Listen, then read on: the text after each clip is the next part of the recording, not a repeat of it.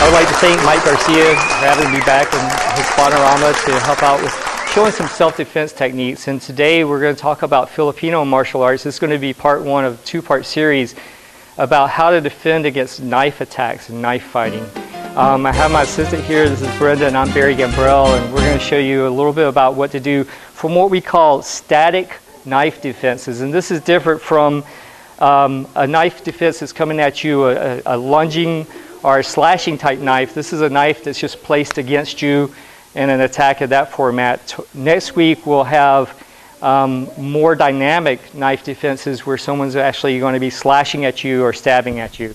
So I have a practice knife that we use in our classes here, and what I'm going to do is have Brenda show what the attack is going to look like, and I'm just going to explain what I'm going to do here.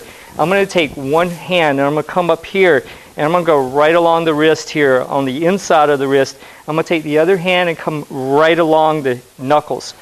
And I'm going to do this fairly quickly and here and want to get a release of the knife. So I'm going to have Brenda show this to show you how simple and easy this approach is. I'm going to come up here, and again this is static, so I'm going to place the knife against her and she's going to dislodge it here. Okay, and again, boom.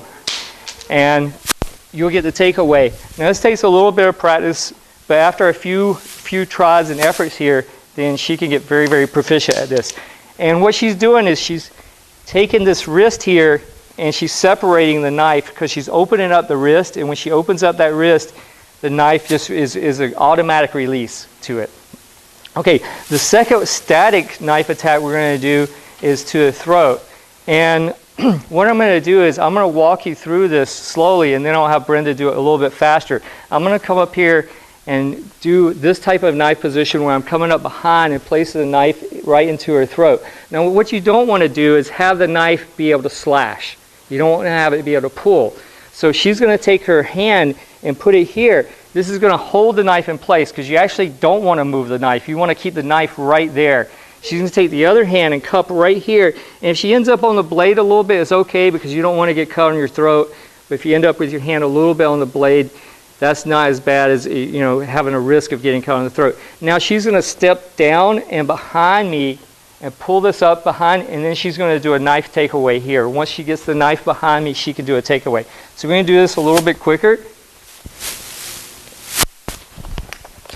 And she takes the knife away right behind me.